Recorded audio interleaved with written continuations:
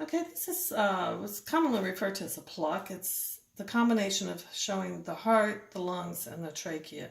So if we start up here, the trachea is the connection, remember, from the pharynx down to the lungs. So the air is going to go through the nasal or oral cavity down through the pharynx. And then up here is the larynx.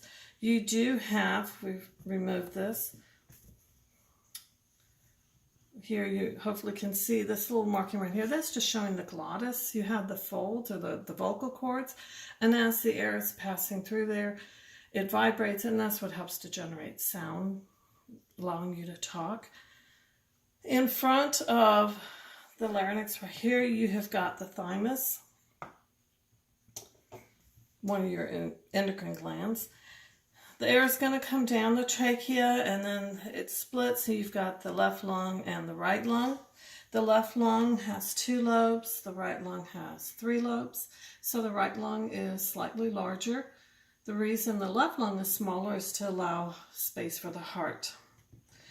The lungs obviously are going to have a very good blood supply because of the exchange of oxygen and CO2 that has to occur at that location. So you see, excuse me, with the lung right here, you've got the superior vena cava coming in into the right atrium. Over here, you have coming out of the right ventricle, the pulmonary trunk, it branches, and then one pulmonary artery goes to the right lung, one pulmonary artery goes to the left lung, and then they increasingly get smaller and smaller as they go down into the lobes, finally to the alveoli, which is where the gas exchange actually occurs. Then that oxygenated blood comes back to the heart, to the left atrium via the pulmonary arteries, the pulmonary veins, feed into that left atrium, which goes then to, the blood will go to the left ventricle, and then out the aorta. So here's the aorta right here. Now, something I want to show you, if we kind of just slide the heart aside, or we can actually pull it out.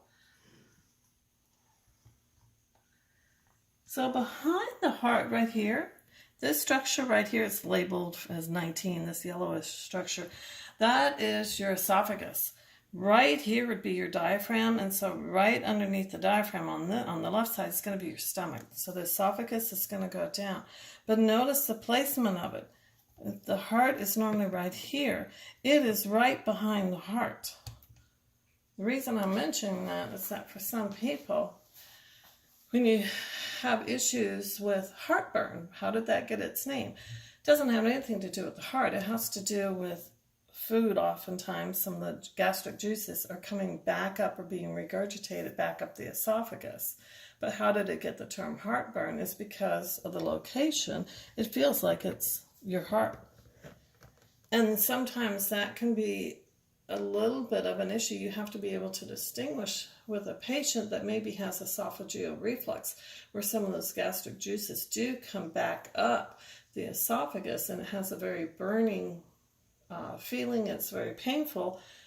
But if they also have heart issues, you've got to be able to distinguish. Is it just acid reflux, or is it a heart attack in there? So if you've ever wondered why, it's because of the location that the esophagus is, as we can see here, right behind the heart. This would be the descending aorta right here. Your spinal cord is behind that. That may help you just orient yourself as to how everything is associated with the surrounding organs.